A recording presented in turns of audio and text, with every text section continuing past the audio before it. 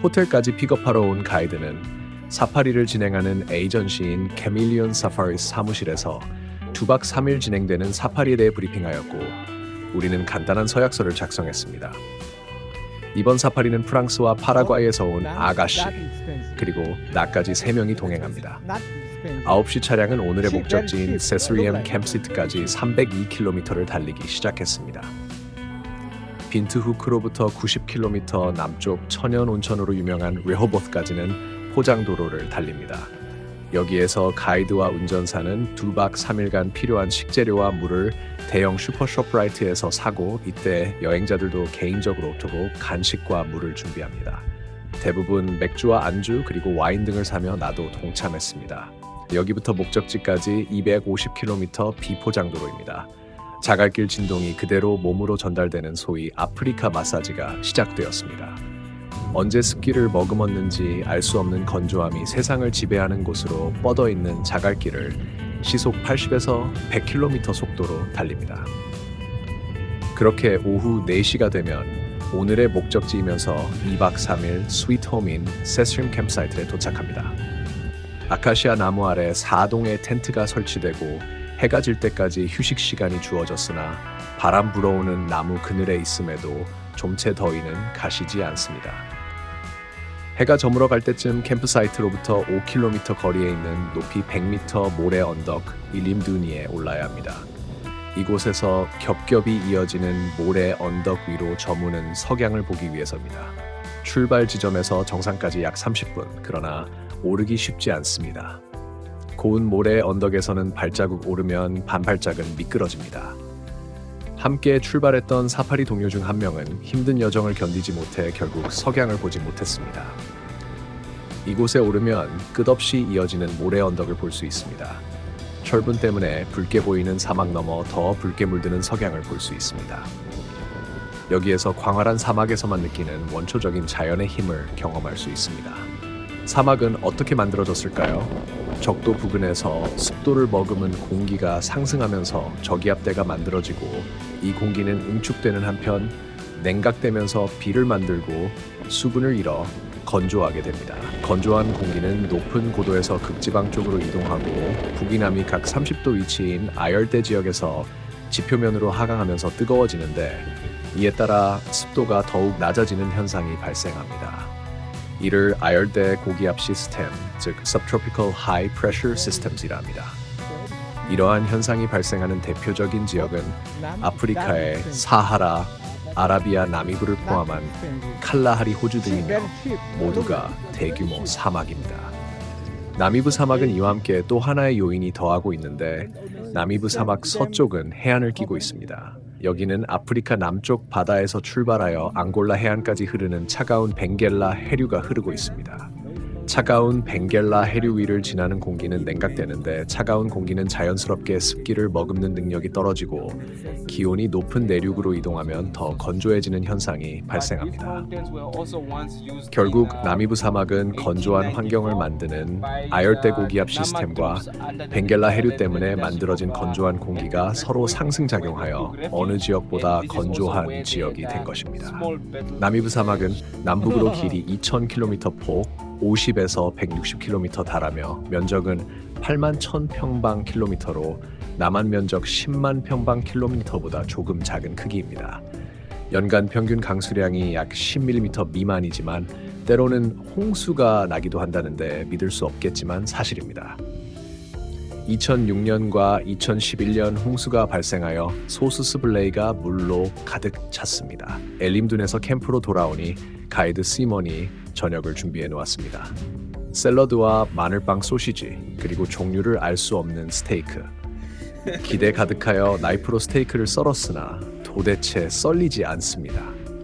이건 질긴 정도가 아니라 신발 밑창 정도의 강도가 느껴졌습니다.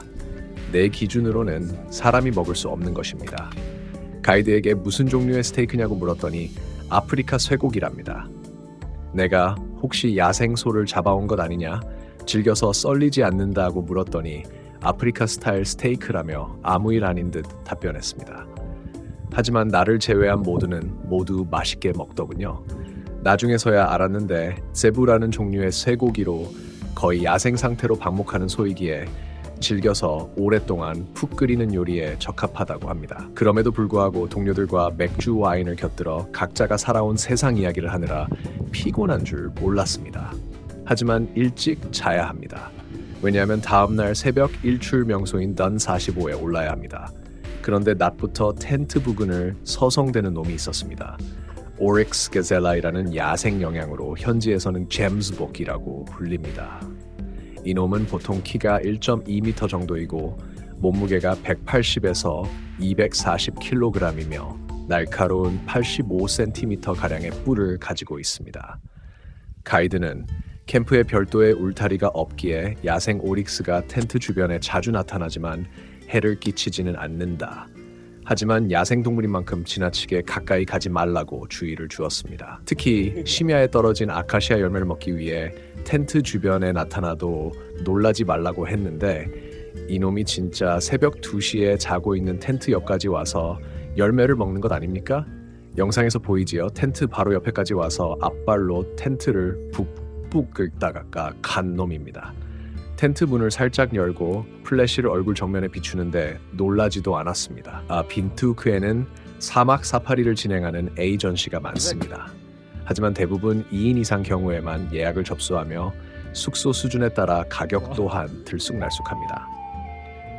2박 3일을 기준으로 롯지에 묵는 경우 1인당 2,000 US 달러 이상이 대부분이며 텐트에서 생활하는 실속형인 경우에도 업체에 따라 $1,000 이상을 요구하는 경우가 많았습니다. 나는 혼자이며 실속형을 원했기에 예약이 쉽지 않았습니다. 숙소 구할 때 호텔스닷컴 아고다에서 찾는 것처럼 사파리 예약에서는 투어레다 사파리 부킹스를 많이 이용합니다. 하지만 이곳에 등록된 업체가 제시하는 가격과 조건은 현지와 많은 괴리가 있어 보였습니다. 어떻게 하면 합리적인 가격에 혼자도 참여할 수 있는 에이전시를 고를까 고민하다가 업체와 직접 연락해 보기로 했습니다. 빈트후크에서 영업 중인 사파리 에이전시 중 대표적인 업체 4곳으로 메일을 보냈더니 적절한 답변을 해온 한 업체가 있었습니다. 캐밀리언 사파리즈였는데요. D박 3일 일정이며 모든 식사가 포함되고 텐트에서 숙박하는 조건으로 9,000 나미비아 달러, 우리 돈 69만 원을 청구했습니다. 투어레이더 사파리 부킹스에서 검색해본 결과 이보다 좋은 조건을 제시하가 없었습니다. 사실 업체를 결정하고 비용을 송금한 뒤에 모객만 한 뒤 막상 출발에 앞서 이런저런 이유를 늘어놓으며 가격을 인상하거나 사파리 품질이 형편없으면 어떻게 해야 하나라는 걱정을 했습니다. 하지만 출발 당일 캐밀리언 사파리에 도착하고 난 뒤 모든 의심이 사라졌습니다. 보통 여행사들은 모객에만 집중하고 실제 투어는 가이드에게 위임하거나 하청으로 진행하는 경우가 많습니다. 이 경우 품질이 좋을 수 없습니다. 하지만 캐밀리언 사파리스는 생각보다 큰 업체로 대충 보이는 직원들만 수십 명이었고 주차장에 대기 중인 차량도 10여 대 이상이었습니다. 통상 사파리 1팀은 6명 정도 참여하며 인원이 부족하면 기피하거나 다른 업체에서 모집한 인원을 합쳐서 진행하는 경우가 많습니다. 하지만 캐밀리언 사파리스는 그렇지 않았습니다.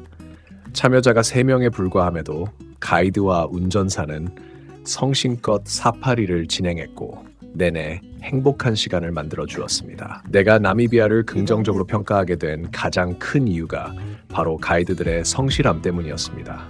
만약 나미브 사막 사파리를 참여하고 싶다면 꼭 캐밀리언 사파리스를 이용할 것을 추천합니다. 이번 편은 여기까지입니다. 다음 편은 던 45와 세스리엄 캐니언을 다녀온 이야기를 하겠습니다. 구독과 좋아요 알림 설정 부탁합니다.